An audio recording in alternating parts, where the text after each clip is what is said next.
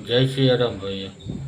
अभी हाल ही में एक बहुत बड़ी दुखद घटना हुई है राजस्थान के छोटे से गांव में, जहां 13 साल की बेटी के ऊपर 30-32 हरामी दरिंदों ने उसका रेप किया और अब वो बेटी भी मर चुकी है।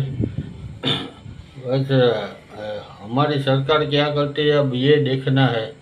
अरे हमसे तो अच्छे वो मुगल अफ़गान या अंग्रेज थे, जो ऐसी कोई हरकत करता था तो उन सालों को तो ऐसे ऐसे लोगों को तो तुरंत फांसी या गोलीबारी कर देते थे सदा जाहिर।